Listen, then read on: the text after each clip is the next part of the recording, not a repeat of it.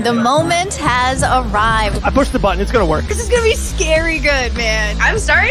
We're killing it. It's Maddie Levine with my good friend Dave Van Auken. Welcome to the Fight Banana Show. The ruthless one, Elle Dawson. Hey, guys. Our girl, Jillian the Savage Robertson. What's up? How you guys doing? Welcome to the Fight Banana Show.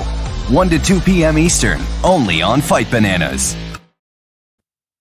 What's up, guys? We are live. Welcome. Another Fight Banana Show, Tuesday, 1 p.m. I love it. I love it, guys. Dave Van Auken, like always, in this driver's seat. But hey, another co-pilot today. We got a lot of moving parts, a lot of busy people, which I love. But so pumped. He's been doing some content for us for the last couple of weeks.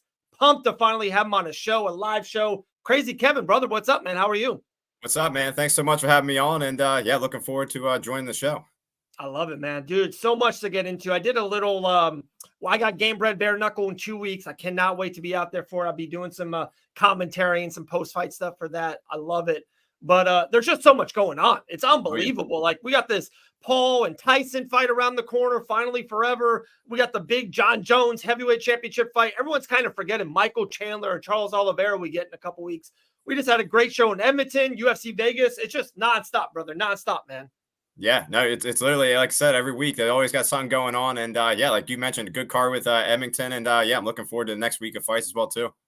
For sure. All right, let's start there. I thought the Edmonton show was awesome. I loved it. Great show, stacked. A lot of kind of underlining guys that are, and girls, you know, with Jazz doing her thing. You know, a lot of people that are under the radar doing some stuff. But I would assume Brandon Moreno took all the, you know, all the headlines. Another big win for him, another main event win. And not even that he won, how impressive he looked winning. I thought he was awesome. Yeah, no, I would definitely agree. I was definitely it was really awesome to go and watch Brandon Moreno go out there and get a huge win like that. And like you mentioned, just pure domination. Like, it wasn't even a close fight. And yeah, he was really just putting the flyweight division on notice that, like, hey, if you guys forgot about me, I'm still right here, man. So it's going to be interesting to see what's next for him, in my opinion. What's next? If you're, you know, you have that magic pen for the UFC and you're kind of matchmaking stuff. I know you usually do that on your own socials, kind of matchmaking. What did you have next for Brandon, and what do you think will be next for him? What I kind of have for him is I really want to see him versus that new guy, Kai Asakura. I mean, win or loss, I kind of think that would be a good matchup for him. It's something new, something interesting. I feel like that's what we kind of need from Brandon Moreno, with him fighting a lot of the same guys. I like kind of see him get something new, win or lose. I kind of like Kai Asakura. I wouldn't be surprised if they go Kai Kara France or something like that. But like I said, he's in an interesting spot, so I'm really curious to see what they do with him. But in my opinion, I think Kai Asakura could be something fun and something cool for him. Me too. I'm 100%. Sometimes we should disagree or agree, but on this one, I totally agree on it. Brandon's been a mainstay in the UFC flyweight division now for 5-7 years. He's kind of fought everyone, sometimes multiple times. People forget that he's fought Pantoja twice already. You know, he's done the Royval thing, of course, the Figueiredo with the quadrilogy and all that. But he's fought so much of these top guys. I think win or lose, he should fight Tara. Like, even if Tara wins. And I know people might want the Pantoja rematch right away. I kind of get it, but I would just love new blood. Let's just kind of go. Let's just go with the new fresh matchup and give Pantoja another fight to get right back into it. I kind of like that. Win or lose, even if he lost or gets smashed by Pantoja, you make that, you know, not a number one contendership, but a number one contendership for Morano, I think. Yeah, no, 100%. Like I said, I think it would be a fun matchup, be interesting. And I'm definitely looking forward to even seeing Kai's debut, especially if he wins the belt in his first fight. That would definitely be pretty interesting. I'm curious to see if any other fighters have done that. They've debuted and won the belt in their first fight. It's kind of unheard of. Good one. I'm trying to think. Yeah, they didn't do that with Chandler. You know, yeah, even like you think the rocket launch guys of like Alex Pereira and even O'Malley and Chimaev, all these guys, 6, 7, 5 fights. I don't think anyone's fought for the championship in the first time. I don't think. Yeah, like I said, I don't know off the top of my head, but I think this is the UFC's way to try to get the flyweight division kind of out there a little bit more. I know they kind of, they're not the biggest fans of it for whatever reason, but I feel like, maybe this is their kind of way to try to push it to that next level here. Because win or lose, it's something. Win or lose, right? Even if he gets smashed by Pantoja, it's kind of like, guys, he was the number one guy outside the UFC. Pantoja just smashed him. It almost kind of elevates Pantoja to another platform. And then if that happens, I don't know. Like, I really don't know who they can slide in. I guess Royval, I think. Yeah. But it's like, it does nothing for me right now. I don't know why. Like, I need Royval maybe to get one more. I don't know. That's just me. Yeah, no, I kind of agree with you as well too. I feel like maybe one more for him as well too. He's an interesting guy as well too. I'm not 100% sure who I'd pair him up with, but I mean, like I said, he's right there as well too with Moreno, especially since he had such a fun fight as well too. Love it, love it. Also on UFC Edmonton, it's kind of funny that 2-3 years ago, and I know you probably remember this immensely, is like they did it with Patty and Molly McCann, and they kind of pushed these two to the moon. All the every time they were in London in the O2, even Dave Portnoy got involved, and it was fun. I'm not gonna lie, it was some fun. But I think we all know what Molly McCann has become to. Patty's still doing his thing. Patty's got a legit run in him right now. But what Mike Malott and Jazz is doing is kind of like the Canadian version of that. And I kind of believe in both fighters. I don't know if they will ever be championship contenders, either one. But I think both of them are top, 7 through 15, going to win 2 out of 3 fights. Might not beat that top guy, either one of them. I know, didn't Jazz call out Aaron Blanchfield, I think, after the fight? Yep. That's not good for her. To me, that's not good for Jazz. But I do love that both of them, they've both been on Fight Bananas recently. I like what they're doing with both and their careers going forward. Yeah, no, I definitely agree. I think, like you mentioned, I mean, Jazz would have a tough fight with Aaron Blanchfield. I mean, I'm not sure if she's ready for that yet. Maybe a couple more fights for it. And I think Aaron as well, too. I mean, she's kind of doing her thing. I feel like she's probably a little bit above that matchup as well, too. But even getting with Mike Malott as well, too. He's a really interesting guy. I mean, after that Neil Magny fight, I kind of lost my confidence a little bit in him. But and then that Trevin Giles fight, he seemed a little gun shy still after that loss. Like he even mentioned, he was just trying to do whatever it took to get that win. But I mean, yeah. I felt like he should try to be a little bit more impressive, and it'll be interesting to see how his career kind of goes. I think what you kind of said, maybe like top 10, top 15 for him is probably his ceiling at the moment. Yeah, and I've talked to so many fighters throughout the years. That's a real thing. When he was a really rocket launched, highlighted guy, was winning against Magny, was smashing him, then gets the L, gets kind of out veteranship, which we're going to see Neil Magny this weekend. We'll maybe get into that a little bit later. And then all of a sudden, it's like all this doubt comes in. Like more than anything, you just need to get it back on the horse. And you just need to get a win, regardless. I felt like it was the end of the second round, if I remember right. He had a good little flurry, could have maybe done something.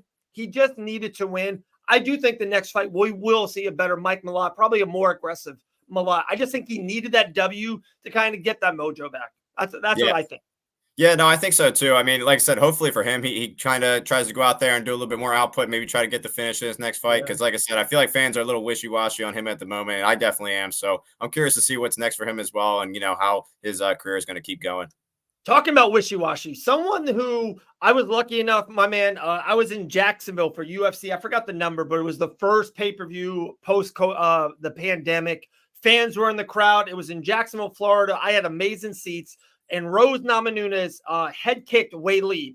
I'm telling you, I've been to Super Bowls, WrestleManias, Daytona 500s, NBA Finals, World Series. I've been to everything. I've never heard a loud, staining roar like in that, because like she gets the head kick knockout and everyone's like, whoa.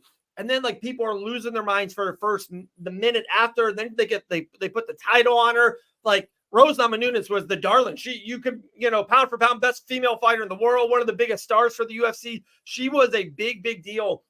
Ever since then, it's not been great for her. She's 2-3 in her last 5. And not even that. There's just, I don't know there's just something is off. Like, I know Trevor Whitman's not there anymore, and Pat Barry's very, very, very, very loud in her corner. It's just something just seems off with Rose Namajunas. I don't know, man. It just seems it was a missed opportunity, because she's still young. She's not an old female fighter. She's still very young. She's just not right. Yeah, no, I would agree with that. I mean, it was even the same thing with that Rose fight. I actually thought she was going to win that fight going into it. And then it felt like in the beginning, I mean, she was doing awesome. It seemed like she was on pace to maybe get a decision win. And then just Erin started doing her thing and just started overpowering her, in my opinion. I mean, I've interviewed Miranda Maverick, and she always talked about how strong Erin Blanchfield was. And I feel like when she was just in that clinch and everything, her energy was just getting zapped or something. Because after that, third roundish, I mean, she just looked like a totally different fighter and everything.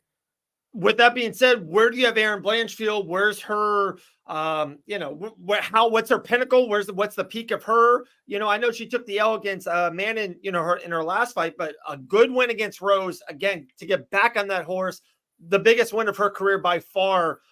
She's one fight away. Like, she's one fight away, a big fight. She has to fight 2, 3, 4. I know she even mentioned Grasso to me. That is the perfect fight, her and Grasso, because you don't know who's going to be the champion at that time. But regardless, I do think the winner, if Blanchfield wins, you got Blanchfield Valentina all day long. I love that fight. I think that's a really cool, different fight.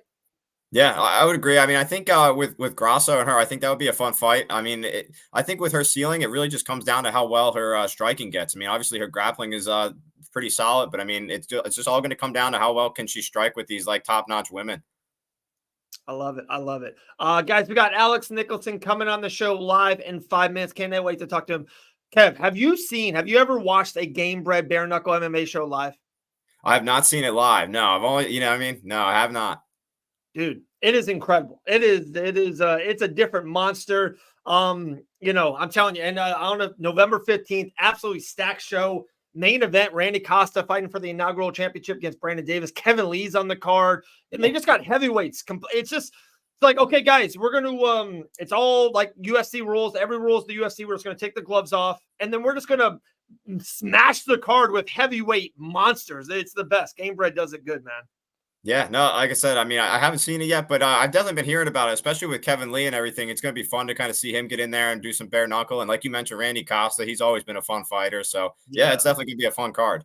Cool, man. That's November 15th. It's absolutely free too. That's the best part, free, live on their YouTube channel. So check that out, Game Bred Bare Knuckle MMA. All right, a couple more things before we get to Alex Nicholson. I just saw. All right, let's kind of spin it into this week. I love the betting side of mixed martial arts. I bet on football. I love my favorite thing to do, Kevin. I don't know about you. I'm a live better. I love live betting. I had the Chiefs +3 in the third quarter. It was free money, Kev. It was free money. So I had a good run last night. But do you know what the odds are for the main event between Neil Magny and Carlos Prates? I don't off the top of my head, but I guarantee you, I would assume Prates is probably -300-ish at least. Or what are you thinking? I thought he would be a favorite. I'm with you. Exactly. I'm with you. I thought he would be a big time, just a favorite, not maybe a big time.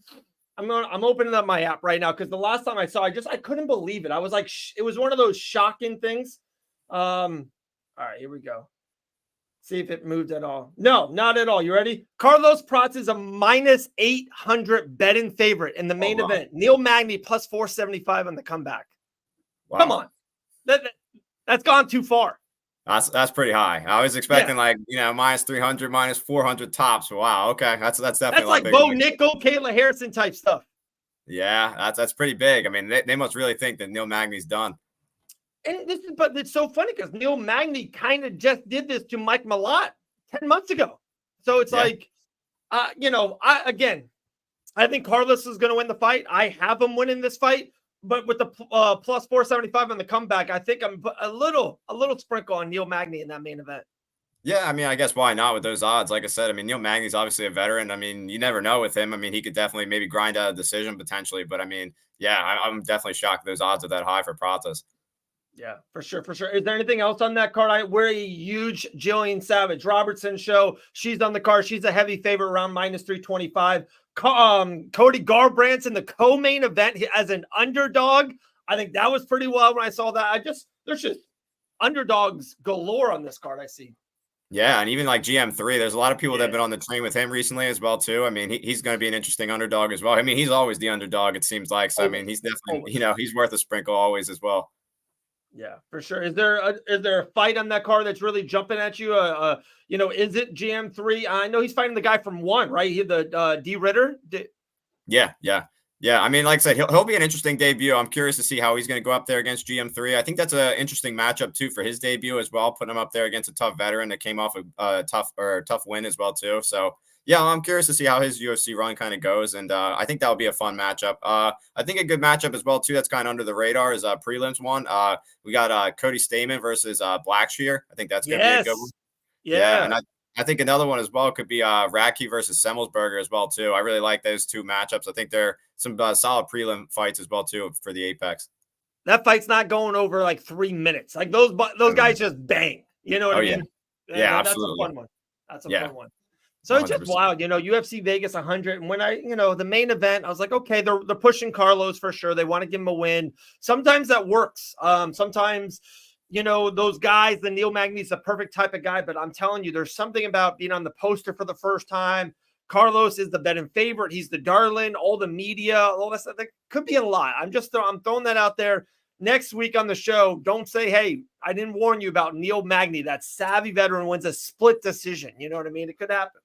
Yeah, like I said, I never say never with Neil Magny. He's definitely an interesting veteran. And I'm curious to see how this fight's going to go 100%. I was definitely surprised you said those odds were that high, though. Dude, I was shocked because I think it was minus like 720 or 740. Like yesterday, I was like, wait a second. Like, come on, guys. Is there something I'm not aware of? And I just checked it. Minus 800 bet in favor. That's crazy. Wow. It really is. Yeah. Talking about being a little crazy, something we love dearly here at Fight Bananas is Game Bred Bare Knuckle MMA. Guys, if you haven't seen it, for one, you should get there live. Go to Biloxi. Tickets on sale at Ticketmaster.com. But if you have, go check it out. Friday, November 15th, live and free on their YouTube channel. One of the stars of Game Bred Bare Knuckle, I call him the face. I've been talking to this man for a long, long time. Has the most fights in Game Bred Bare Knuckle history. Heavyweight, the Spartan. Let's bring him back on the show, Alex Nicholson. Alex, what's up, brother? What the fuck is going on? Alex, brother, dude, it's been a minute, man. First of all, how's everything going? I just saw you won a big fight in XFC a couple weeks ago, a month ago, something of that. It seems like everything in life is good, my man. Yeah, staying busy, man. Since I had my scrap here in Orlando with the Vanilla Gorilla, I stayed busy and on track, and I did everything right that fight. I mean, shout out to Chase. I kicked Chase's ass, and he knocked me out. That was real discouraging. And, fucking burying a friend to head trauma not long before that made me really evaluate things again. And I was like, all right, right back on the fucking horse. I rode that bitch into the sunset, had a war with Carl, tough motherfucker. Then I just fought Zach Page. So 2 heavyweight wins. And it was actually, I was told it was for the XFC world title. And I trained for 5 rounds. And I ended it in the first anyway. Was ready for my belt. And apparently, it wasn't. But so that's a little bit annoying. They owe me a belt. But the check. You be the belt collector. I know you got a couple for Odin. I love that picture. I think you just posted it recently. There's nothing better than that picture. He's holding those titles. It's awesome, man. Dang, yeah, no, that's what it's all about right there. And that's why I'm pissed, because it was more about getting him the belt. Because he even said a few days ago, I don't care that, it's good that you won, but I really wanted the belt. So, that's, but I'm focused. I'm ready to go, and I'm very excited for this shit, man. I'm renting a car, and Odin's coming with us. Let's go. Let's go. I'm not getting beat up in front of my dad and my son, I respect that. Who else is coming? So you got Odin, you got your dad coming. Is Craig coming? Craig will be there, yeah, and my girl's coming, Nice, man. Alex, awesome. Love it, man. I can't wait to see you next week in Biloxi. Kev, you got a question for Alex? Yeah, man. How do you like fighting for bare knuckle? I mean, how's the switch from kind of going from MMA to bare knuckle, man? Fight's a fucking fight, but the fans love it. The appeal's there, and to see bare knuckles collide on somebody's skull, to feel it, is it's different for sure. But I like it. I don't shy away from the contacts. I never worn a condom, so why would I, prefer gloves? Yeah, there you go, man. So how's training different? I mean, compared to MMA versus bare knuckle? Not much. I just beat the shit out of the heavy bag with my, really tight, closed fists, and you have to hit on or you're going to skid your knuckles. But I'm really conditioned for it. My wrists don't bend. I follow through. It's a student of the game. I'm conditioned for it, and I've been doing it. It was the first few fights I'd been in as a young man, obviously, were just bare knuckle fights. I mean, we were fucking fighting.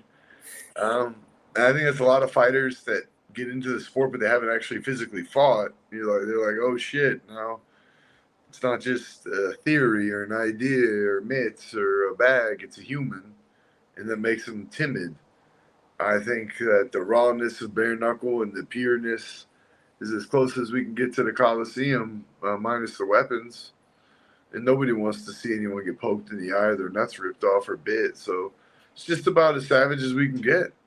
Yeah, no, it definitely is, man. I love it. And Alex, you just mentioned that one fight at Chase real quick. I'm going to rewind back to it because I talked to Dean on air about it and also off air about it.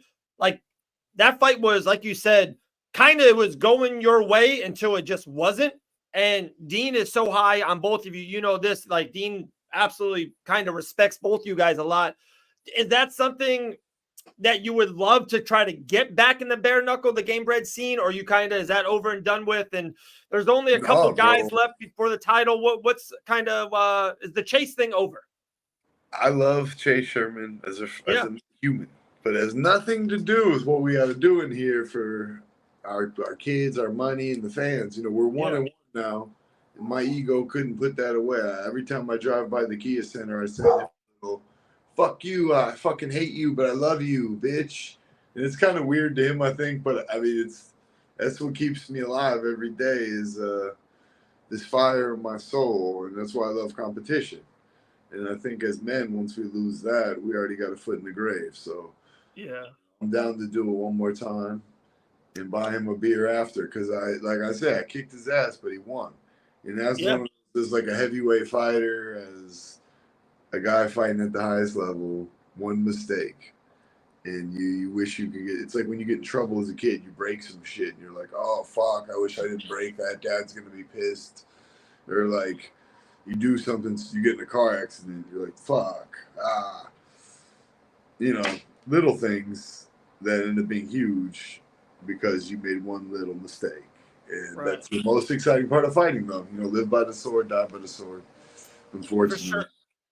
And one thing I mentioned his name, I'll mention again. I got a couple more. I know Kevin has more for you too. Is Dean Toole has been like, you know, and I know you know this. He's such a promoter of Alex Nicholson, right? Like he doesn't matter where you at in the card, how much it is, who's your opponent. He's like, hey, if we got a fight night card, like a fight card coming up, and I know he's got a big plans for 2025. Like he wants you.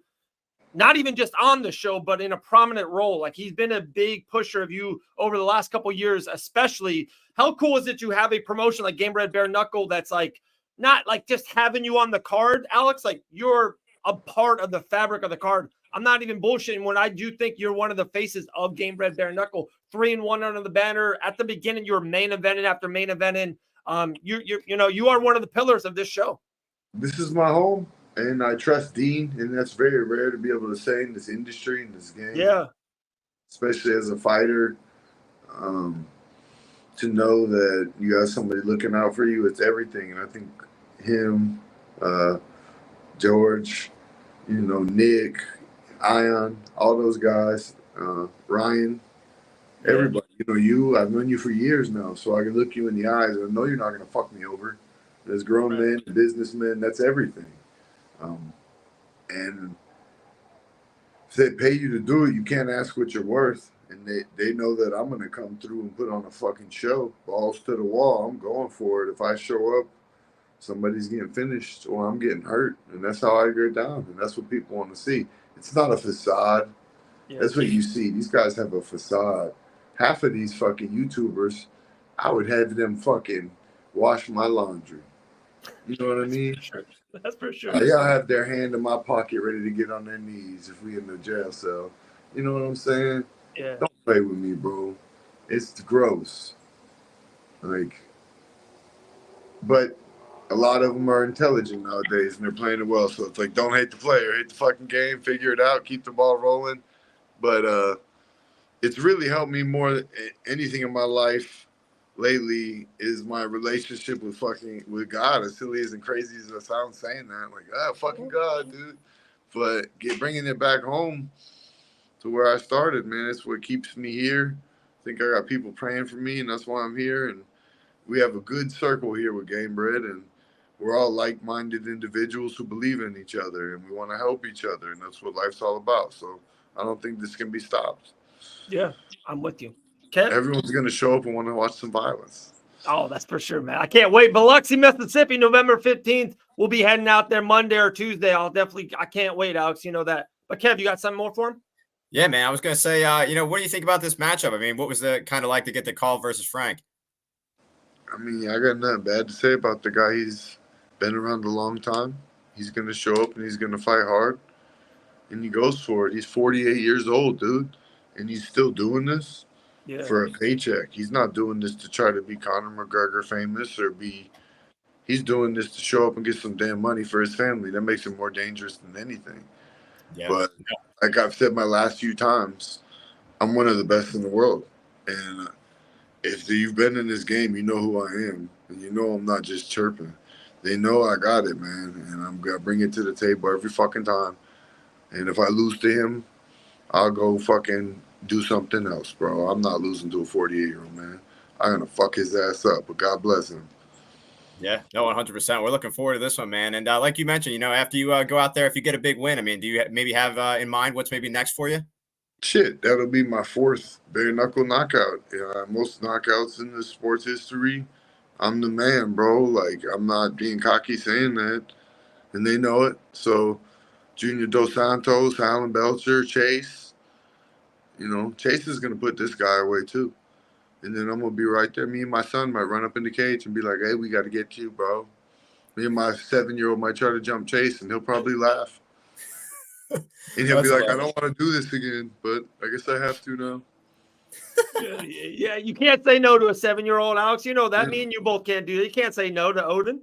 I'll be like, yo, you whoop my ass again in my hometown in front of my mom and my kid. I'm going to buy you a drink, and I'm going to do something else with my life. Oh, my goodness.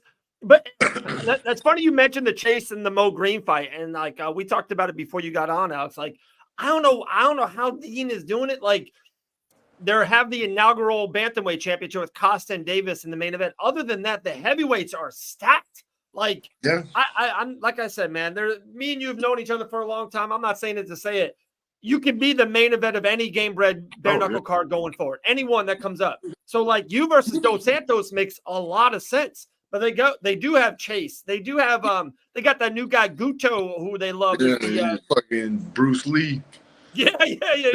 Bruce Lee. Yeah, so like it's a stacked. And back to Frank Tate real quick. You know this, so I called his last fight. He main evented against Dylan at the Pensacola Bay Center. Everything was all the momentum for Dylan. Frank looked awesome. Like he looked good. He looked long and mean and big. Like Frank Tate is a legit heavyweight. He's a big boy. Yeah. Well, like I just said, everyone is going to talk shit. They talk shit when I fought Jonathan Ivey. Jonathan Ivey's got 100 fights and leg locked 50 people and broken their fucking meniscus and ACL. And Tony Lopez has been in over 100 bare knuckle fights. And I went out there and knocked his ass out with a left hook. Tony Lopez fought Alan Belcher to a fucking war decision. I went in there and wakate. So, not tooting my own motherfucking horn, but let's get it. Let's go. I love this game. I love this industry, but the casual people don't put enough respect in what we do. A 48-year-old man in this sport where young men's careers end early and they're injured and can't continue or think, that's a dangerous motherfucker, man. Yeah. And I'm going to show how dangerous I am by making it look easy, bro. And that's the exciting part about this shit, man. I'm excited. I love it. Kev, anything else for Alex? I'm just going to say last one, man. I mean, if you get that big win, I mean, what's the vibes like after the fight? I mean, what are you going to be doing to celebrate, man? When I win, I mean, me and my son will be drinking Shirley Temples at the bar, man. I don't drink alcohol no more, but, I'm all about some good snacks and Shirley Temple and talk some shit.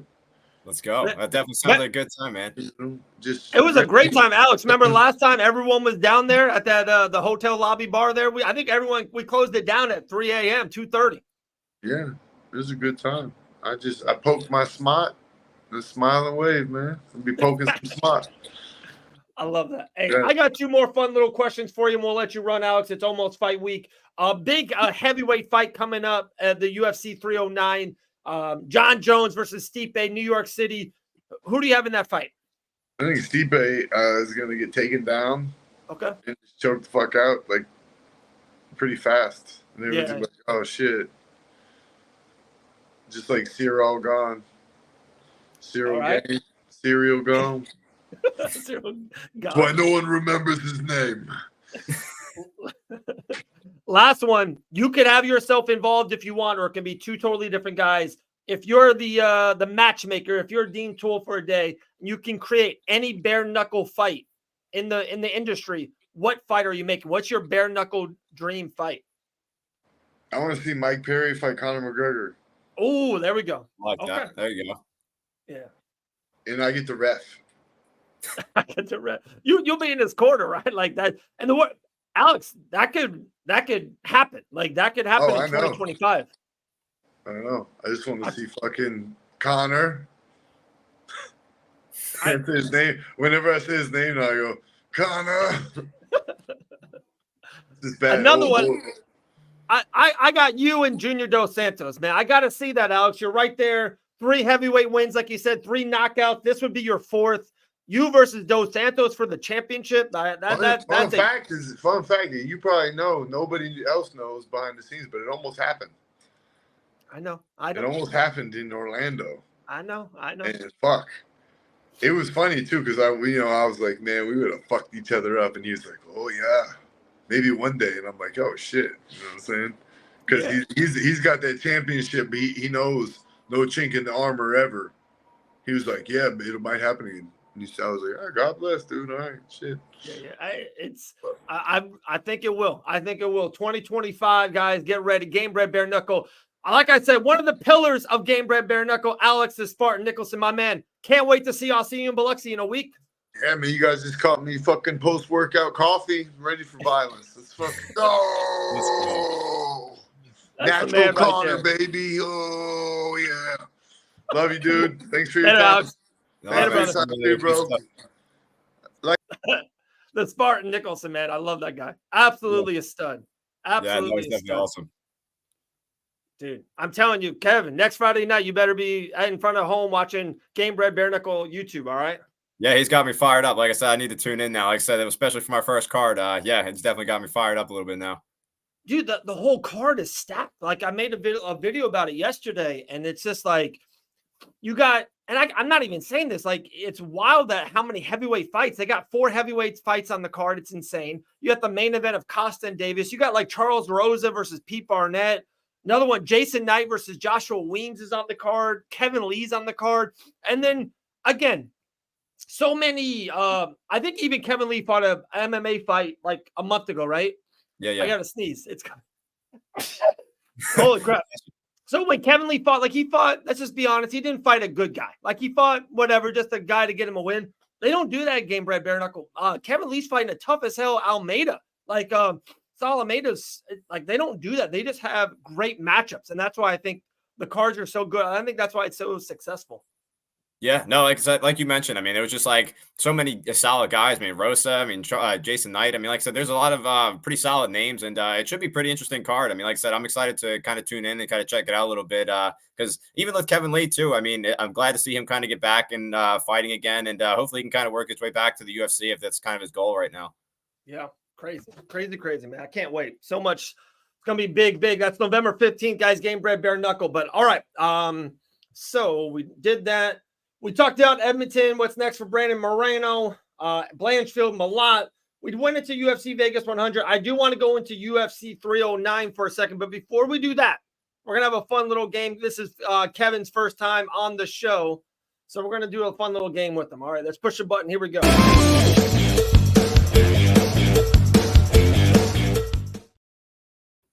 All right, Kev, we're going to do Guess That Fighter. I have a fighter's name on the back of this card right here. You have 10 questions. They're yes and no answers, very easy questions or whatever questions you want to ask. I will answer yes or no. You got 10, and then by then you should be able to guess this fighter. You ready for it? Yep, let's do it. All right, brother. Go for it.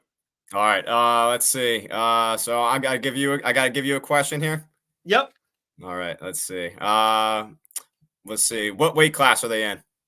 Well, it has to be yes or no. That's all I can answer. Yes or no. Oh, sorry. Okay, I got you. Oh gosh, put me on the spot here. Let's see. Yes or no? Jeez. Okay, hold on. Are they male or female? Oh gosh, it's not yes or no. Jesus. Hold on. Is it a male fighter? Okay. Yeah, is it a male fighter? Yes. Perfect. Is it a lightweight? Yes. Okay. Wow. Are they ranked? Yes. Okay. Does their name start with a C? No. Ooh. All right. Did they last fight this year? No. Ooh. Okay. Let's see. Are they a main eventer?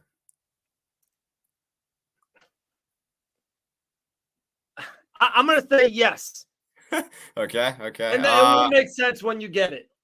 Okay. Okay. So you got 6 questions. You got 4 left, my man. Sounds good. Sounds good. Let's see. Are they American? Yes. Okay. Are they a wrestler? Yes. Okay. Let's see. Is their let's see. Is their nicknames start with an I? Yes. Oh man. All right, I think I'm getting it. Do they have a tattoo? I think. Ooh. I'm trying to see if I got a picture of him. I don't think he has a tattoo, but I could be wrong. I don't think so. Okay, okay. So I gotta do my guess now, right? Yep. All right. If I got to guess, I'm going with Michael Chandler. Boom! Boom. All right, there we go. Let's go. So when you ask me, he's the main eventer. To me, he's the main eventer, but it's weird. He hasn't fought in the main event a lot. He's usually first fight of the night. This one, he's in the co-main event with Oliveira, but this guy is a main eventer. Come on. Yeah, no, he's definitely a beast, man, and I'm definitely glad he's back on the cards. And it's gonna be a fun fight with Charles, man. I'm definitely very intrigued to see how this one goes. I mean, I think it's gonna be a little bit different than their first fight, but it's gonna be fun for sure. Okay, let's talk about it. We're there right now. The first fight, it's so funny. People forget that Chandler was not even just winning the fight. If that ref jumps in when he kind of TKs owes him down and Oliveira's kind of moving his head like that, if the referee jumped in, it would have been a little early. It would have, but we wouldn't have went crazy. It just would have been like, oh, they're protecting him. You know what I mean? They're doing that. It's wild that people forget about it and they kind of just think, oh, Oliveira dominated him or won. That was a razor close fight. Yeah, no, it definitely was, man. Like you kind of mentioned too. I mean, depending on the ref, they easily could have stopped that fight for Chandler and gave him the belt. I mean, yeah, it's definitely going to be a close fight. It's going to be interesting. I mean, Chandler just posted a video of him looking absolutely jacked. I mean, Dude, it's going to be crazy to see how he kind of returns. I mean, after such a long layoff too, kind of waiting for Conor and everything. it's wild that he's of course getting older in age and all that, but his body, like what that man does to his body, like come on, like this is insane. Like and then like Oliveira's always had, the weight cut issues of that. So like I'm intrigued. It's to me, it's the people's main event of UFC 309. It's probably the best fight left of the year of any card, any show, combat sports. I think to me, Oliveira and Michael Chandler's the best fight left on the calendar. Yeah, like I said, Charles is always bringing a good fight no matter what. And so with Chandler. I mean, like I said, he's been a great addition to the UFC. And like I said, I think this rematch is going to be a little bit different. I mean, I still think Charles is going to win this one. But I mean, either way, though, I can definitely think Chandler's going to give him a tough test. And I wouldn't be surprised to see him get dropped and stuff as well, too, like Charles again. So it'll be fun. And I'm definitely curious to see how this one goes 100%. For sure. The main event, then, what do you think? Everyone is like, it's so funny when everyone is going left, usually, especially in the fight game, something to the right happens. Everyone thinks Jones is just going to go dominate Stipe. Of course, on the feet, get him down. Everyone thinks submission will happen. Are you just like, is that what's going to happen? Or can we see something absolutely shocking in the main event?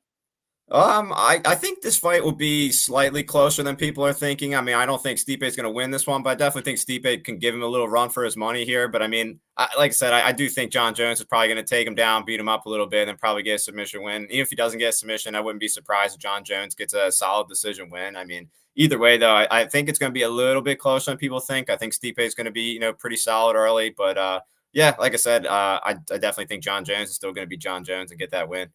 For sure. I got you, man. Kev, man, great stuff today. Awesome show. One last thing, it's up to you if you want. I got a box of cards right there. I can break them open. We can do a fun thing, or do you got to run, my man? How's your schedule let's looking? do it. Let's do it. Let's do it. Dude, we love the card breaks here and Fight Bananas. For one, what we always do, we always give these cards out. All you have to do is sub to the YouTube channel. We give all these cards out. I mailed telling you, last month I mailed over 100 cards. It was crazy. Very nice. Brand new box, ripping it open right now. Let's do it. Let's go. I do these with my boy Grant Dawson. I got another box up there for him, so we'll do that one with Grant. He loves it. Let's go. That's awesome. All right. And then what I'll do, I'll try to give you some decent hints, and we'll try to, guess some of these cards. Let's do it. Yeah, I know we got L. Dawson coming on in a second. Let's see. Let me ringside. Stipe will have no knees after November 16th. Bro is limping around new. He's old. I know, man. But guys, you put him in a cage. I don't know. Anything can happen. That's all I'm going to say. Oh, but I agree with you. I got Jones winning too. I got Jones winning. I think we all do. All right. First pack, Kev, you ready? Let's do it. Yep. All right. This is a middleweight contender. He's on I think a little bit of a losing streak. Always around 3 through 7, always in that range. Okay. Oh man. I don't know. If I had to guess, I apologize. Wrong weight class. Maybe Robert Whitaker. Maybe. Close. He lost to Izzy Adesanya in a championship main event. He lost to him. Kind of got shut out almost. Oh man. I don't know. At first I was thinking Kelvin Gastelum, but that's too high of a ranking. Yeah. Man, who's Izzy fought? I mean, fought Yol. He's not in the UFC anymore. I mean, I don't know, man. You put me on the spot. I don't think I know this one. Jared Cannonier. Oh, Jared Cannonier. Okay, he just fought too, not too long ago. Good yeah. He just lost to Imanov, right? Yep. Yeah. All right. Next one is a welterweight fighter, a Brazilian, trains in South Florida. Oh, geez. Okay. No clue on this one. Very technical. He's kind of had a little bit of an injury over the last couple of years, like a head injury. He used to be more active. Oh, geez. Okay. He fights a little bit less. Oh, geez. No clue on that one. Yeah, you got me there. Okay. Who got? Vicente Luque. Oh, okay. Vicente Luque. Yeah, man. I actually saw him fight live with Buckley as well too, and he was fighting in Atlantic City and everything. I saw that. Yeah. Okay. Yeah. All right, this one right here is he will be the next bantamweight challenger for the championship. Umar, man. Let's Umar go. Nurmagomedov. Let's go. That's gonna be a good fight. Oh yeah. We got Umar. Who do you think wins that one? You think it's gonna be Umar? He looked so good against Sandhagen. I know it's a great matchup for him. And I know him versus Marab's the same kind of thing. I think I'm gonna go maybe with the underdog or maybe with the other side right now. I'm gonna stick with Marab. I think Marab's gonna retain the championship. Okay. All right. This is a kind of cool card. There's a little insert here. I think he's the second greatest middleweight of all time. Oh boy, that's a good one then. Man. Second greatest middleweights. So could it be Izzy? Let's go, Kev. Nice. There you go. Nice. Very cool. Guys, we'll mail this to your house. All you have to do is sub the channel, DM us. We'll mail it right to your house. A little Izzy special right there. Very nice. I gotta get that in there. We got to get the nice case for that one. Man, I'm telling you, we got so many cards here in the back. I got these ones in the mail. We got a little Grant Dawson auto. Oh, nice. Very cool. I think I just got a brand new Jillian. I didn't bring it with me because Jillian Fight Week. All right, the next one is an all-time legend from Hawaii. They put him in there. I don't know if they're retired. I mean, like BJ Penn's he in there? No. Yes. There you go. BJ Penn right there. Oh, very nice. All right, this one I just made a video about this. This guy should be next for the UFC middleweight championship. Hamzat. Look at that. There we go. Come on, a little special crown card. Guys, like I said, we will mail this to your doorstep. Sub the new YouTube channel, Fight Bananas Official on YouTube. Get a good case for that. That's a sick card, dude. I made a video about it, and I know Strickland was kind of promised the rematch and all that. sometimes you just have to go with the guy that's hot. I just think Chimaev just gets it. I do. Yeah, so do I. 100%. This guy will be on Fight Bananas Thursday afternoon at 3 p.m. He just got a fight on UFC Tampa coming up. An absolute stud. He's a bantamweight. Oh, geez. Oh, very fun to watch. Good boxing. Oh, man. I'm not sure. Who is it? Who is this guy? Got some Adrian Yanez. Yes. Adrian Yanez. Wow, sick card. Okay. So, all right, another definitely pack. A cool guy too. Dude, it's nothing like ripping. Kev, man, first time on the Fight Banana show, dude. Welcome. Yeah, man, a lot of fun. Bro. Yeah, I love it, man. It's definitely a lot of fun. I appreciate you guys having me on, man. Absolutely, brother. All right, this guy right here is next for the UFC light heavyweight championship. Who's this? Oh man, why am I blanking on this one here? Okay. Magomed. Yes, Magomed Ankalaev. A lot of people think he's going to win the thing, guys. There he is right there. Yeah, he's a problem. Next card right here, to me, he is the best MMA heavyweight alive today. Can we say, is it John Jones? Does it count? It's not John Jones. Oh, man, the best heavyweight alive then? Jeez. Who is it? Come on, Tommy. Aspinall. Okay. Aspinall, there you go. That man's a monster. That man, he's in his prime. He has no holes. He can wrestle, grapple, submit, strike. I don't know, man. I think Aspinall's the man. Yeah, he's a beast, man. He's definitely a lot of fun to watch as well, too. Yeah. This next card was a UFC. He was a UFC featherweight champion. He kind of had a little 2-2 stretch, 2-3 stretch. He's back. He's in a big main event in I think it's in China, Morocco, somewhere in there. Oh, is it Figgy or Jan? Who's fighting Figgy? Jan. Peter Jan. Peter Jan. Boom. Peter Jan right there. It's fun. He's. I think he can kind of creep up on people. He had a little bit of a rough start, a rough patch, but man's back. Yeah, he's definitely back. All right, a little special card again. This guy, we just named him a couple minutes ago. UFC light heavyweight. Guy never loses. He's going to fight Alex Pereira soon in the 2025. Magomed, right? Yeah, boom. Let me get this one. Got the hard one for that. We'll mail that out, guys. All you got to do is sub the channel. This is a cool one, too. This is it says a playoff. This guy has a meme. Anytime someone falls out of a fight, they meme his face, and they say he'll take it in 24 hours. Volkanovski, my man. Boom. There you go. That's a stud. Do you think it's going to be him versus Ilya next? I do. I also wouldn't be surprised if it's Diego Lopes as well too. I mean, like I said, it's going to be interesting to see what the UFC kind of does with that, especially depending on how long Topuria wants to take time off and what they're kind of doing with Spain and everything. Yeah, I'm with you on that actually, dude. This is a sick card. This guy literally, due to an injury, might fight for the welterweight championship next month in December. Who could this guy be? Oh, jeez. I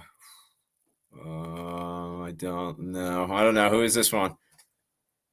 There we go. Right. Yes. Yeah, Rashad, man. He was alluding to it today as well, too. He's saying he's coming. I mean, I think it's going to happen. I think he's getting the shot, right. Kev. I think you're right. I talked to a couple people in the know, and let's just say he's training right now for a 5-round fight. Sometimes there's a lot of business behind the scenes and contracts and stuff of that nature, but he's training for it. I'm just going to say that. Yeah, let's go. This guy right here is undefeated, undisputed. He's never lost a round, Kev. Got a Khabib, right? Nope. Someone who would beat Khabib with one finger. Really? With one finger? Oh, jeez. Oh, Chael Sonnen. Here we go. He's undefeated. Yeah, he really is, man. Chael. All right. We'll rip 2 more packs, and then we'll call it. But sounds Chael good. Sonnen.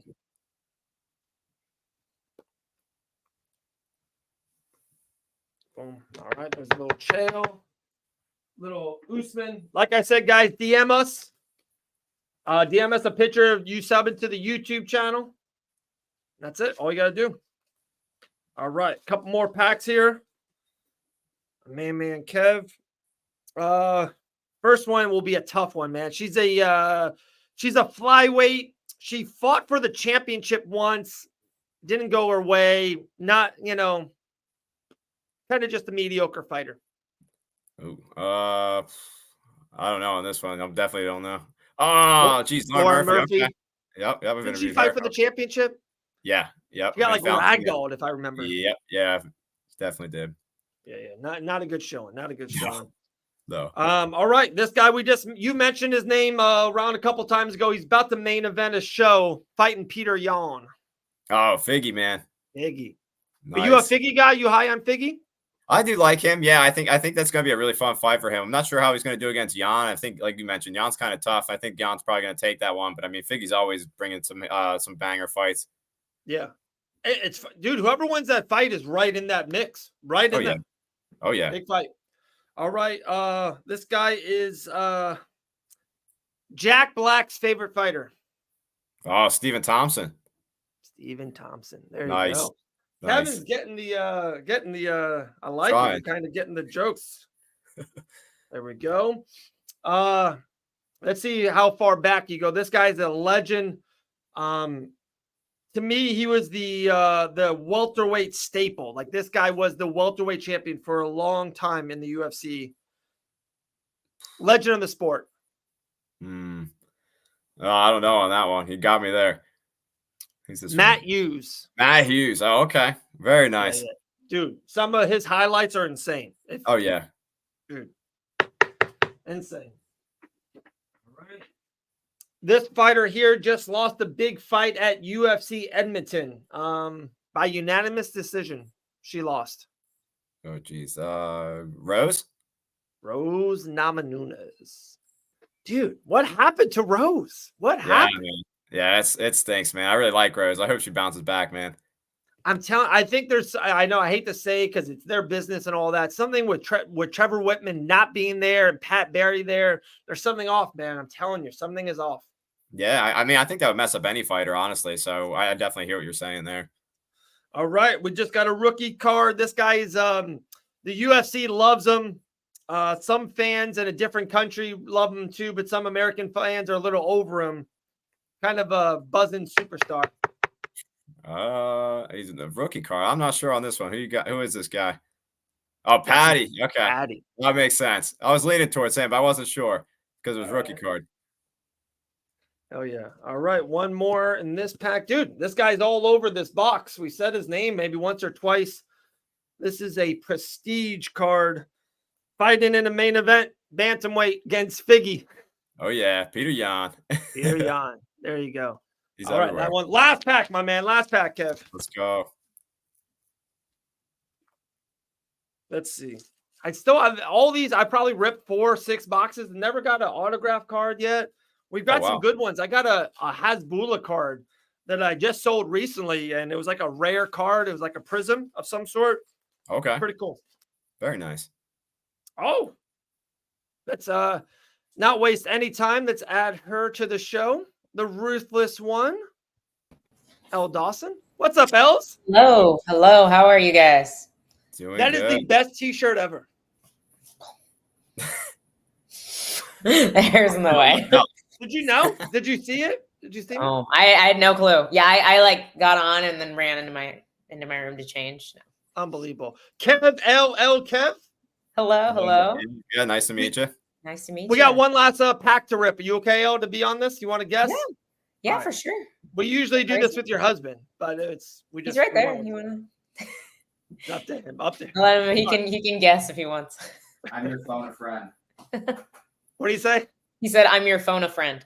Okay. Hey, dude, tell Grant I got something in the mail. Ooh, that one looks sick. I like that. Yeah. Cost me a lot of money to get this man's autograph. Unbelievable. All right. We're ripping. This guy, we just talked about him a lot. He's fighting in to me, the biggest fight of the year left on any combat sport. He's won half of the fight. Best fight of the year left. Best fight of the year. Gotta be Charles, right? Maybe. Dude, Kev with the Charles Oliveira pull. That's very sick. Him versus Chandler is amazing.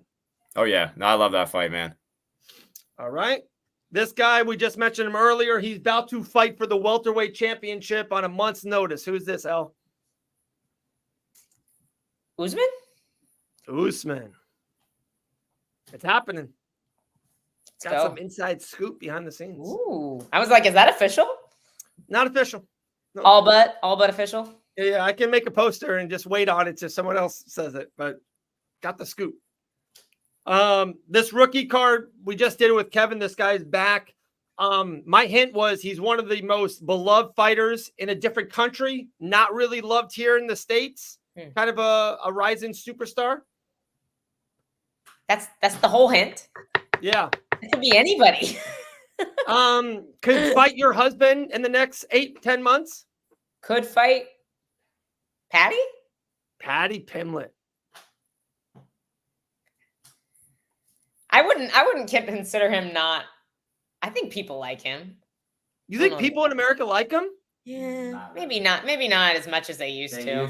But after the Yeah, he's kind of like. No, that's true. Yeah, he's kind of been on the downslide with the American fans. I think so. Like over there, he's really beloved, but here, I think people are kind of over him. I really do. Yeah. We mentioned her on the show a couple of weeks ago with Jillian, and you nailed the weight. Let's see if you remember. She's a bantamweight. She's an all-timer. She's a legend, a pioneer. She's a bantamweight fighter. Bantamweight.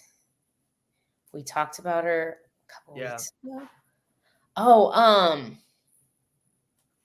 I nailed the weight? What do you mean? Yeah, like Jillian thought she fought at different weights, and you were like, no, I think she's more of this. Oh.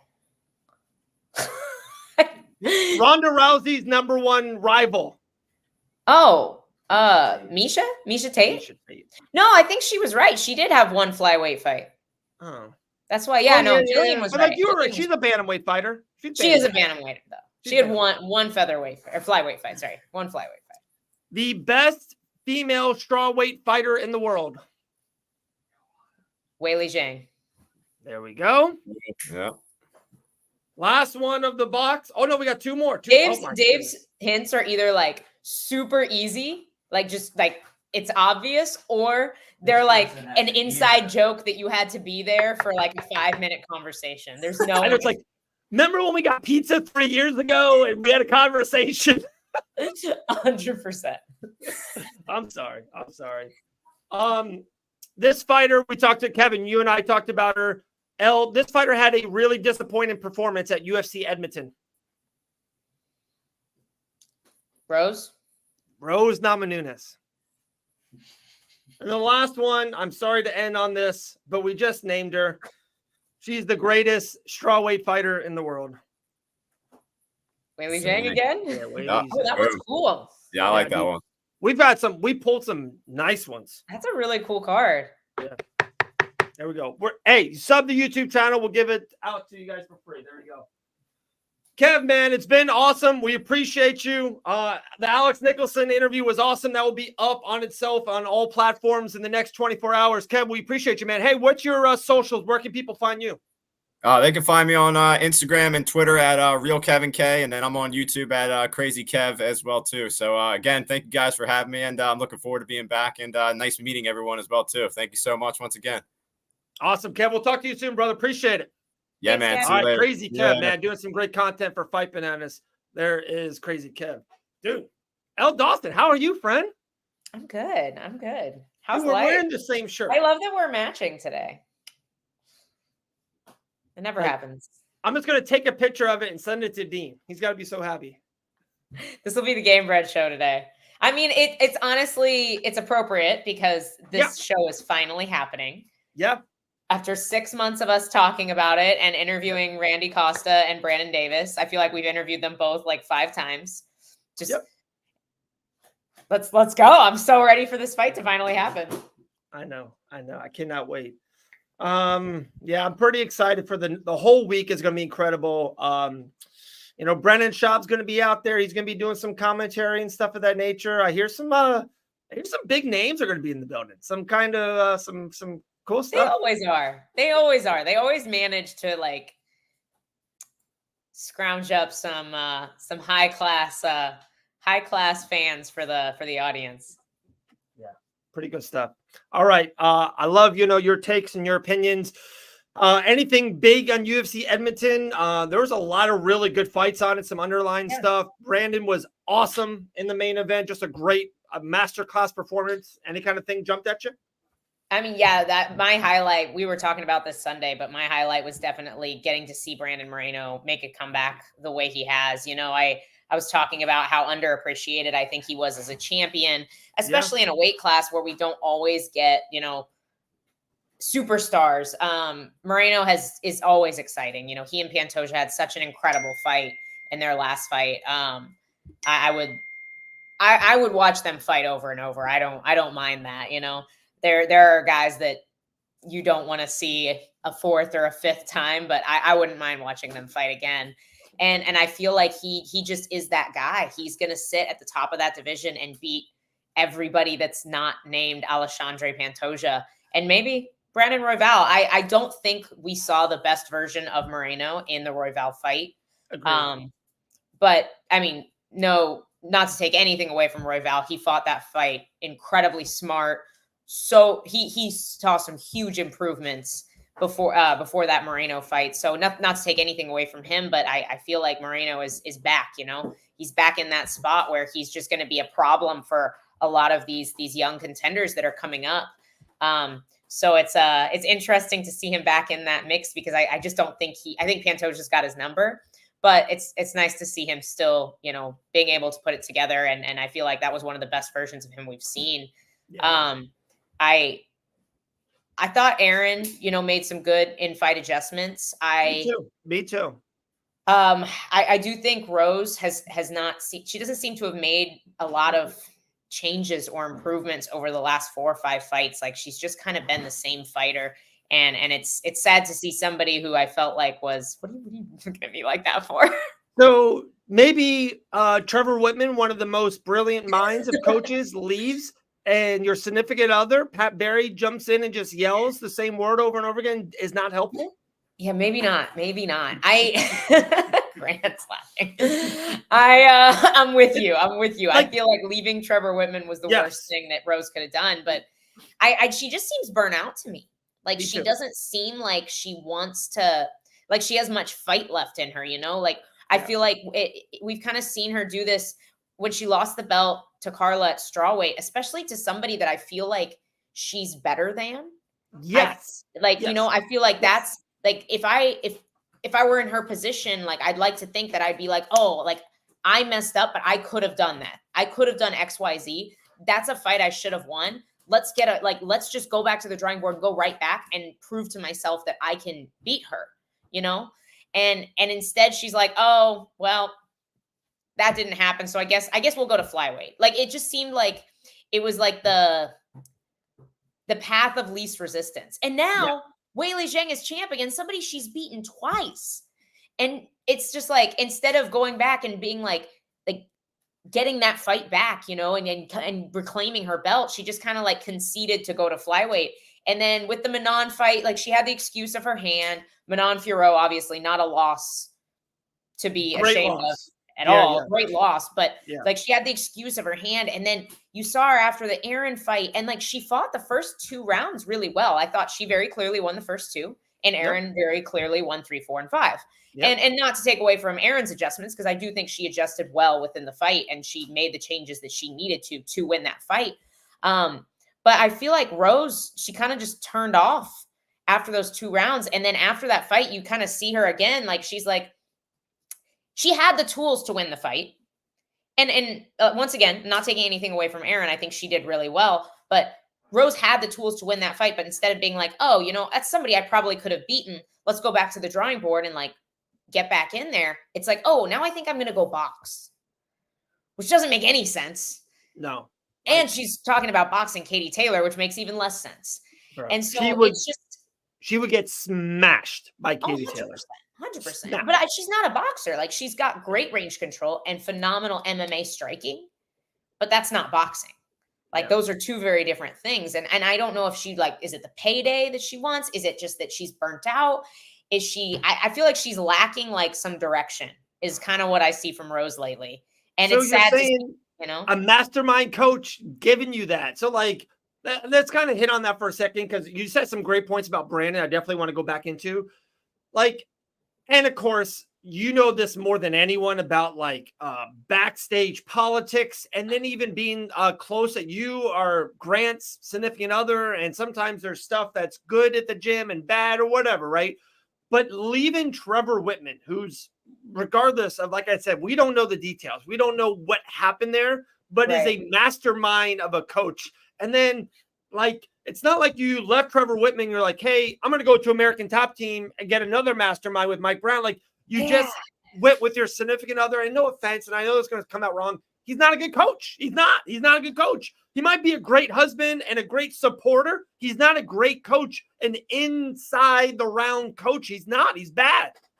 No, I agree. Like there's no adjustments. And something that I think Rose has made her career on is her fight IQ was always phenomenal when she was fighting under Whitman. And I thought that was more her as a fighter, but we've seen it deteriorate without Whitman in her corner. And so I do think a lot of it probably was contributed by Whitman's in-fight adjustments, because he is world class at that. And all the champions he's had are world class at that, like Usman and Gaethje. Like they are very, very good at that specific piece of the game. Sure. And it seems like she's missing that piece that made her so great for so long. And like I said, back to the point of like, it's mind-boggling that, for one, I said this earlier about Rose, she's still only 32, which in female fighting wise is super prime. Young. Like, like she is just entering her prime. Yeah, she's got so much time, and it feels like two things. One, mentally or physically or spark, whatever mojo, whatever word you want to use, she just seems done. She just seems like, I'm there. I got a couple fights left on my deal. I want to get this check. Peace. Like she just feels done. And then secondly, about the coaching aspect of it, it's like, hey, okay, whatever. Something happened with Whitman. Something happened. Maybe he was unhappy about that fight with Carla. Hey, you're listening to your husband. Maybe there's some underlying stuff, like I said. But for you not to go to, and we use ATT because of just our relationship, and of course, anyone, like the fighting nerds, like go put on the glasses, go to that gym, whatever, like go somewhere that you think you can get a little nibbit. You know, I don't know, anyone. Like there's just a plethora of good coaches out there, good gyms, a different way to see things, and she doesn't have that, and she looks just unmotivated, uncoached. Yeah. It's disappointing to see, because she's capable of so much more. Thanks, Chris. Had to rock the curls today. No, I agree with you 100%. Like she's just not her, you know, like she's not her anymore. So it's disappointing to see. Yeah. I think Blanchfield needs to make some adjustments as well before she fights like an Alexa Grasso or a Valentina. She beats Grasso.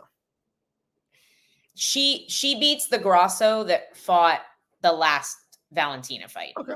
I don't know that she beats every version of Grasso. And I'm trying to say this the best way.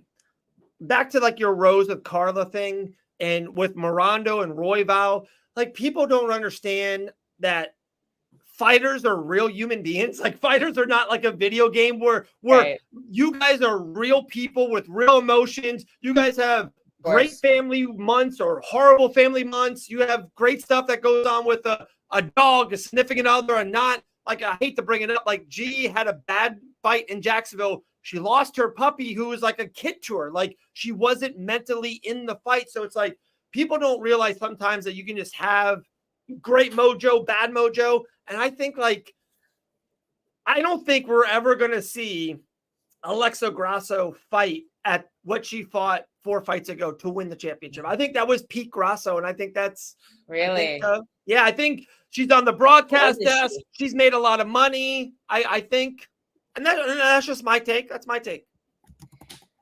Everybody deserves everybody's allowed an off night. I don't think we should count her out forever. She's only 31. Yeah, that's good. That's a great age. Like and think of all the women that do make crazy comebacks. Look at Carla. Like, did you Rocky ever think she would have Pennington. even gotten another title shot? Rocky Pennington's another one.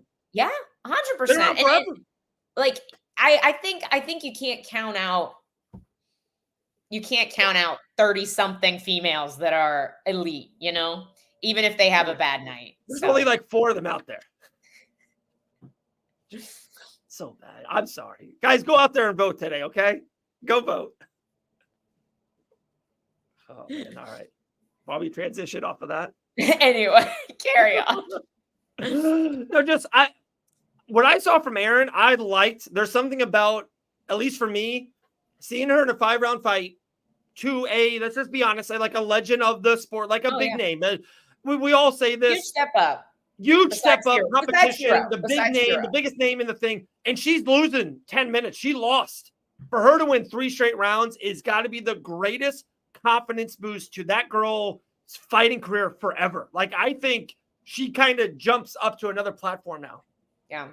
I hope so. I hope like she can make the adjustments, because I feel like what we kind of saw in this fight was she would get really good shots and then she would struggle to finish. Yeah.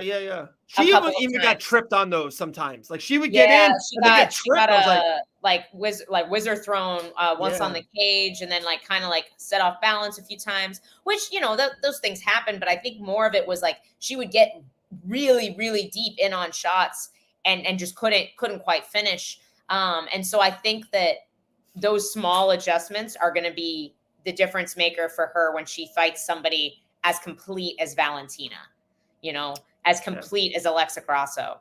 I think Alexa will be easier to take down than Valentina. I think Valentina is going to be a new puzzle for Erin Blanchfield with the range that she has and the danger entering in.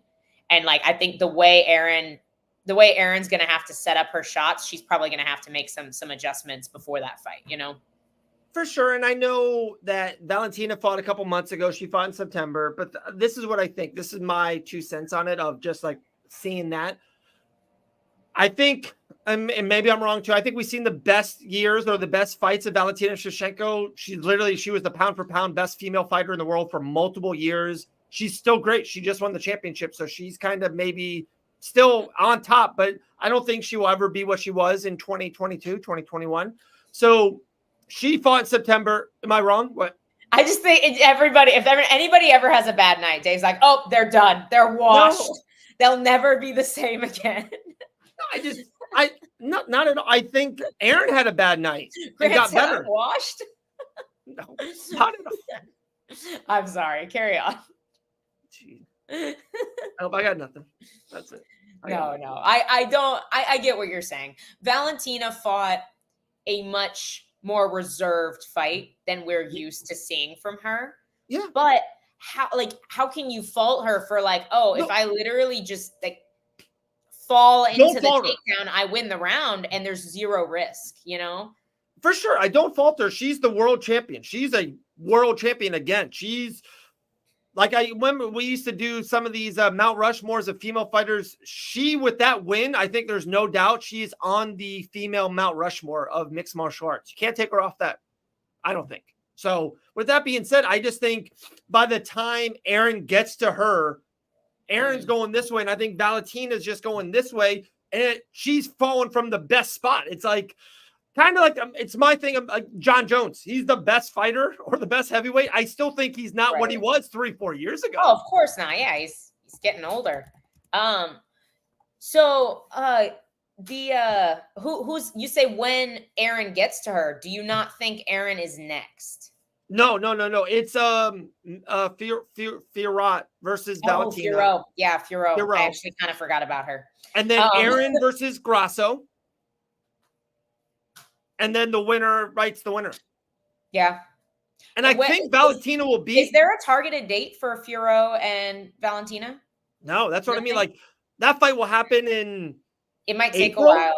May? Yeah. So I don't think those at the best. We're looking at the best. They fight December. The best. Oh, wow. You know what I mean? Probably. Like, So yeah, that's a lot of time. No, that makes sense. And that'd be 2 more championship training camps. I think, I don't know. And maybe, then you have maybe like I'm too Natalia hyped. Silva. You have Natalia Silva creeping up those rankings. I know Yeah. she's been out for a long time, but hopefully when Macy Barber comes back, she'll continue her tear. Like that's getting interesting, actually. Like that's Yeah. finally an interesting top 5, 6. It I hasn't think been you have a for lot of long new time. blood in it. That's why. Yeah. I think Natalia Silva is the one that's creeping up that people She's the one? probably aren't paying enough attention to just yet. Okay.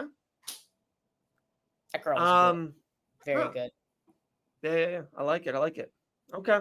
All right. Back to your Brandon Moreno. You said something that just was like, so like, boom. Oh, I people are like freaking out because he lost to Pantoja twice already, right? So he lost to Pantoja. Pantoja Technically has his 3 number. times. Huh? Once in the Tough House as well, so 3 times. Wait. They fought 3 times? Yeah, the first one was like the exhibition on the Tough Show. But they did. That's a fight to me. That's a fight. I think Pantoja, that was a decision. And then Pantoja submitted him when he got into the UFC, I think. And then he beat him the 3rd time this last fight, which was a phenomenal fight. Yeah. So he has beaten him 3 times. Back to, okay, so that's even tripled down on what I'm going to say. Like, so I think the UFC is not going to make that fight. Like, that fight makes no sense, right? Like, Brandon can win 12 fights in a row. He's not fighting Pantoja for the flyweight. He's the flyweight Max Holloway. Like, I agree, but my point is sooner or later it will happen. It could happen in December. I don't think it will. I have Pantoja winning that fight, but stuff happens in mixed martial arts. My point is people were freaking out. They're like, oh, what Brandon should do next? Like, he should do nothing. Like, he should wait. Like, it's okay being the number 1 contender. You never know. I don't wish this on anyone, even my enemies. Pantoja could get hurt. He could, like, Morano could slide into that he'll spot. for sure be. Well, actually, I think Roy Val will probably be the backup, wouldn't he? For that, Yeah, because I don't even know if they have a backup. So I would think Roy Val is kind of the backup for that. See, that's the problem is so the only way that this is remotely interesting is if Kai Asakura wins, because your 2 guys that are kind of in line for title shots from a ranking perspective are Roy Val, who Pantoja just beat, and Moreno, who Pantoja just beat. So the only way it gets interesting is if Kai does pull it off. Yeah. So I think you're right. Like, does he just take loser of that fight? Because he's not getting winner, because Roy Val will get winner of that fight. Well, he can't fight loser because he's not going to fight Pantoja in a number 1 contendership match. Yeah, that doesn't make sense. Unless Kai loses and then they do Moreno and Kai. Yeah. But then it's like another title eliminator that probably puts Moreno back into a 4th fight. Yeah, it's a tricky spot. And it's just like, he should just kind of, I hate to say it, like, just wait. Just like, it makes sense. That's the best thing for him right now. See what unfolds, because like nothing right now makes sense. Like, it doesn't. It's murky. No, it doesn't. But like, when if you look at the rankings, nothing makes sense. Like, who's like 3, 4, and 5? I guess you could do him and Tatsuro Taira, who just lost to Roy Val. That fight could make sense because he's never fought Kai Car France. Huh? Brandon's never fought Kai Car France. That's a fun fight. Yes, he has. Yes? Yeah. Oh, yes. Yeah. Beat him. Body shot. Yeah. That's how he won the interim belt. That was such a good knockout. That's a great fight. But yeah, like they fought. Honestly, that's probably what you do. You do Moreno and Tatsuro Taira, because Roy Val is getting the next title shot regardless. So, and Roy Val is definitely going to be the backup for Kai Asakura versus Pantoja. So Roy Val is going to be next in line. So instead of waiting 1.5 years to maybe fight Pantoja for a 4th time, you do Moreno and Taira. Yeah. And that becomes another title eliminator. Crazy. But I thought, again, back to, so this weekend they're in the Apex. Dude, who's the betting favorite with Neil Magny versus Carlos Prats? I'm trying to remember. I think it was it Magny? No, it wasn't Magny, right? It's Prates. But he's like a slight favorite, right? Minus 800. One of the biggest favorites of the year. Minus 800? Yeah. Wow. Let me answer this. Nick Pinto from Game Bread's called me 3 times. Let me just get this real quick on air. Ask him if he likes our shirts. Yeah, 3 times. Be like, hey, you watching the live show? Yo, I'm on a live show right now. He called me 3 times. You're on air right now as we speak. I'm live right now on a show. Can I call you right back? Yeah, check out Fight Bananas. You might want to watch it. Oh, later, brother. Bye. Unbelievable. Oh my God. I'm telling you guys, big plans next week. Big plans in Biloxi, Mississippi. It's going to be a good time for you. I won't be there, but I'm happy you're going to have a good time. What were we talking about? What were we talking about? Damn it, Nick. No. Neil Magny. Dude, oh yeah. I'm surprised he's Bo that big Nickel, Kayla Harrison, Carlos Pratt. Like, that's insane. I'm not shocked he's the favorite, but I am shocked that it's that big of a gap. Yeah, it's like the 4th biggest favorite of the year. Prates is a stud. Like he's probably going to beat Magny, and he's probably going to finish Magny. No, but Magny is one of those guys that just is tough and hangs around and ends up beating some of these young up and comers. You know. Yeah. Levi. Man, big week next week. Big week. This has been like the weirdest. I feel like my brain is like all over the place today. Yeah, we're Dave and I are apart. like two last brain cells just barely hanging on. We'll end it here in 5 minutes. We'll end it. Just anything like UFC Vegas 100 with people like, dude, Adrian Yanez coming on Fight Bananas on Thursday. James Lynch. That's awesome. Yeah. I like him. I like him a lot. Yeah. Good He's guy. a very Good fun show. fighter. We got Jillian on the card. We got GM3 versus the one fighter that's coming over, D. Ritter. Yeah, I'm very interested for that. I think that's going to be a lot of fun. Levi wants to know what's your fight of the night prediction for Game Bread. Ooh, for Game Bread? Obviously, it's going to be Randy and Brandon Davis. I know. If anybody says anything else, they're wrong. Yeah. Like, there's 11 great fights on the card, but that is the fight. And I think sometimes that's a great thing. If the main event is the fight, you win. That's amazing. Yeah. No, like I think there's going to be all night. People are going to be like, oh, that's fight of the night. Oh, 2 fights later. Oh, that's fight of the night. And then I think Costa and Davis are just going to blow everybody up out of the water. They 100%. just, both guys are not going to stop. Like the fight might not go 2 minutes. It's going to be insane. Yeah, I like this DeRitter guy. I'm sorry, I'm looking him. Yeah. No, he's good. Like, he's good. He's really a fan like favorite against GM3. Yeah, I think he should be. I know some people sometimes come over from other organizations and don't do as well, but he is really good. Yeah. And I feel like they're matching him up very well. I like GM3 a lot. I think he's very well-rounded and he's super tough. And he absolutely surprises people when he fights like young talent. But I think it's probably a good matchup for DeRitter. Okay. I like that. How about Jillian the Savage Robertson? You like that matchup? Smish. The girl that got submitted by Angela Hill. Yeah, that's going to be a rough night for Luana Pinheiro. I'm sorry to say it. G by sub is money, free money, guys. Free money. So, what's your thoughts on Angela Hill? She submitted Luana Pinheiro.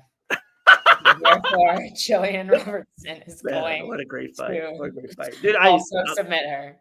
Cody Garbrandt in the co-main event, and he's an underdog to Miles Johns. That kind of was surprising. Miles Johns is a sleeper. He's a sleeper in that division. Okay. He's a very consistent fighter, and I feel like he's just like, people just don't know him, but he's good and he's very well rounded, and I feel like Cody is probably, you've said this like 9 times on the show, but Cody, I really don't think Cody is beating any super good guys in that division anymore. And I think it's his brain. Like, I just think he's taken so much damage. Like, he has given us as MMA fans gifts. Like, we have gotten incredible wars from Cody Garbrandt, and we commend him for that 100%. But I think Miles Johns is going to be like, if Cody can't knock you out, he beat Trevin Jones. Trevin Jones has always kind of been like a middle of the road bantamweight. I feel like with Miles Johns, he's very complete. He's very tough. He's hard to knock out. I could see them having a close-ish decision, but I do think it favors Miles Johns here. I think he's a very underrated guy in this division. He doesn't get tired. He's very consistent. He always shows up. Like, we don't really see him do this. Miles Johns is very steady, and he's been consistently improving too. I like it. All right. We got 2 more packs, and then we're going. We're going to call the day, y'all. We're calling the day. Oh, we're doing more packs? Yep, 2 more packs. I'm ready. It's a Dawson thing. You guys love this. It's the best. It's so fun. Except that your hints are terrible, but I still love it. Thanks, Al. Anytime. This guy, rookie card. This is a good card. Some people think he is the pound for pound best fighter in the world right now. Now, let me just say that right now, because he just had a massive win. Ilia Topuria. He's getting a lot of love for that right now. Beat 2 of the best guys in the world. Consistently best guys in the world. Yeah. Wow. This guy fought on the same card and lost a light heavyweight fight. The same card as Ilia? Yep. Khalil Roundtree? Nope. Different cards. Oh, sorry. Different card. Not Khalil. Blew out his knee last fight before that, or 2 fights ago. Give me 2 seconds. My brain is literally floating right now. Same card. Who was on the same card with them? Lost to Ankalaev. I was going to say, was it Rakic? Rakic. I'm out of it. This is not my best, guys. I'm sorry. I'm going to reset. We got this. This is a numbered card. Pretty cool. I don't know why you and I, for some reason, we should have her on the show. We talk about her way too much for no reason. She's Ronda Rousey's rival. Miesha Tate. Yeah, it's like a like number Miesha. card. It's green. That is cool. I like her. She has like her own little show too. Like, I don't say little, it's bigger than ours. She's got her own show and she does a lot of really cool stuff. I like Miesha. Can't call any show little, Marvin Vittori. Banned from Fight Bananas for life. Cut that into a reel so I can send it to him. Oh, man. Jeez. Dude, these are some good cards. This guy could win the welterweight championship next month. Shavkat or Usman? Usman.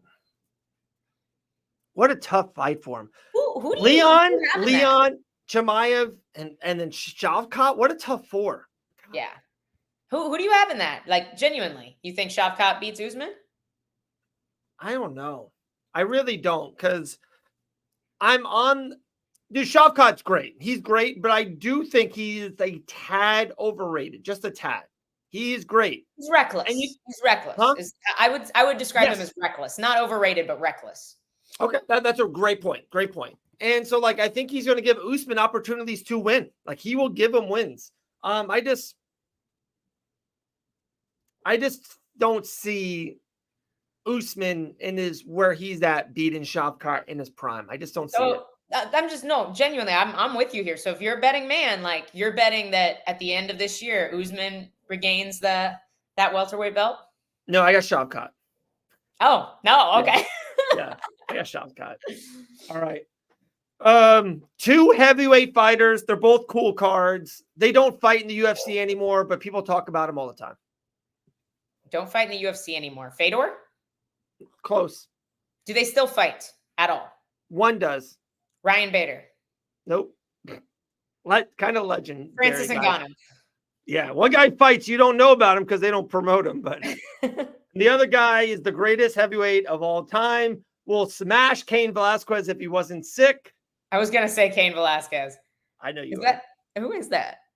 It's Brock Lesnar. Oh, it's Brock Lesnar. It's blurry when you held it up. I'm sorry. I couldn't even see his penis tattoo. That's how blurry the screen was. That's a sword. That's a samurai sword. I know what it's supposed to be. I also know what it looks like. Dude, this is one of the coolest cards we've ever pulled. It's a special king card. The elbow rule was changed because of him. Was changed because of him? John Jones? Look at that. That's actually a really cool card. Dude, that's a really sick card. I'm not giving this one away. This one's going on the wall. Dude, I got so many great cards. It's crazy. All right, last pack, guys. We're going to call it a show. What a great show. Dude, Crazy Kev. Kevin was great on the show. Dude, Alex Nicholson is ready for Game Bread Bare Knuckle. There's so many good fights. It's going to be so. I'm very jealous that I'm not going to be there. This fighter is one of the most mysterious fighters in the history of the UFC. Most mysterious fighters? See, guys, I'm telling you, the worst hints ever. What does that even mean? That's who you want me to say his name is Magomed Shapirov? Is that what you want me to say? Oh, Magomed Shapir. Now you had me saying it wrong. Zabit Magomed Sharapov. Is that not mysterious? He just left the game? I mean, yeah, but there's a lot of mysterious fighters. Like this guy has one of the only whatchamacallit, like knee bar from back control submissions. Like there's like real statistics good you hit. could be giving me. The most mysterious fighter. All right. This guy retired from the UFC because he knew Grant Dawson was getting ranked and coming into the division. Okay, the hints at least have to be true. That's what I know. As a journalist. Retired recently. No, he retired after defeating Justin Gaethje. Oh, Khabib.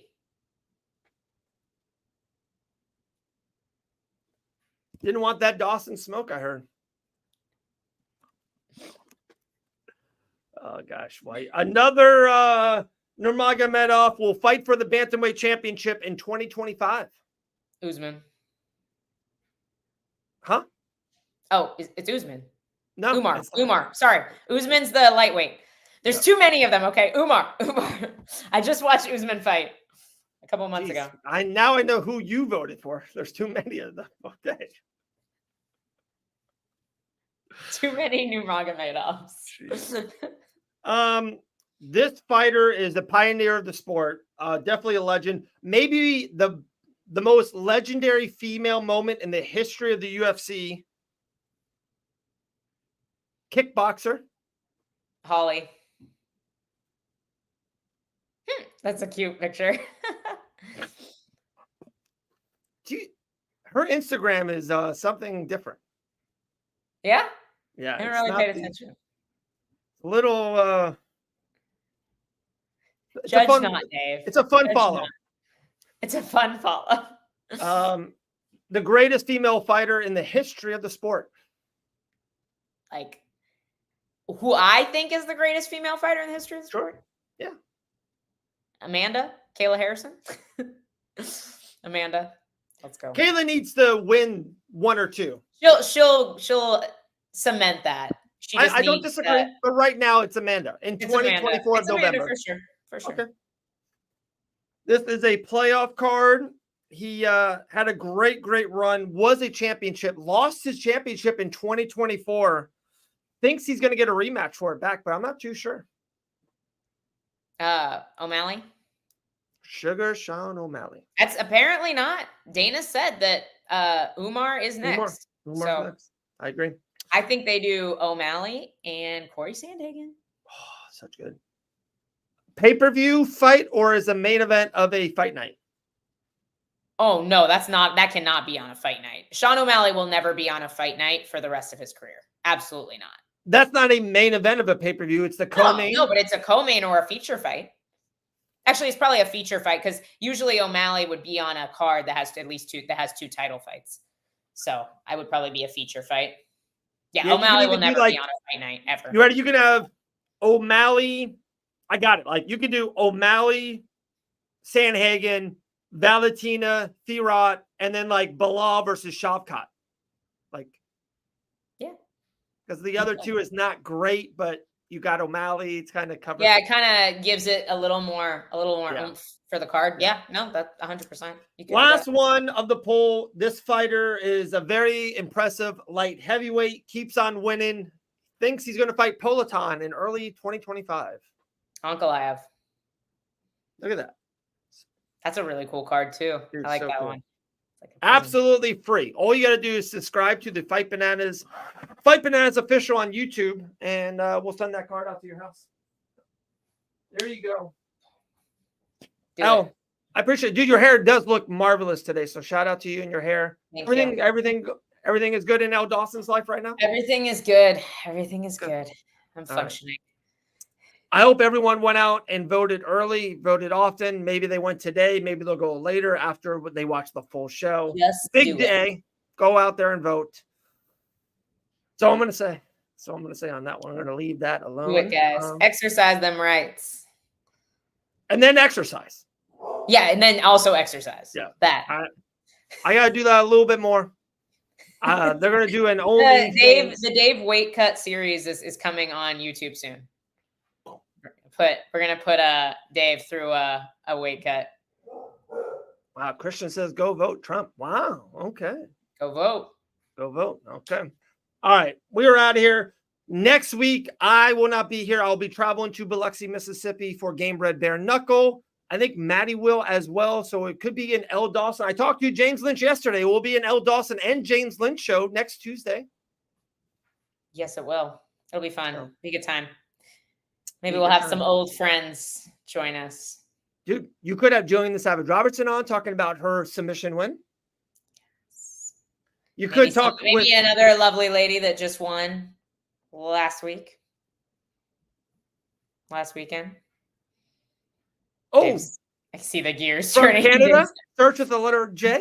Canada, yes. Dude, Mike Malott. Dude, we talked about Mike a lot. Tough performance. Yeah. Tough performance. I'll be honest, I didn't get to watch that fight as closely as I had hoped. Did you score it for him? Oh, I definitely scored it Okay. for him, but like Trevin Giles never throws a goddamn punch ever. So like he just Malott could have done more. Yeah. He could have done more. No. So all right, guys, we're out of here. We appreciate you guys immensely. We're not going for 2 hours today. A lot of stuff. I'm gonna go vote. I'm gonna exercise my right. God bless America. And then God Dave's bless gonna you. exercise. And exercise. We got soccer tonight. Season's almost over. Big playoffs for the Nightmares. So we're out. Elle, you're the best. I'll talk to you soon, friend. Bye, guys.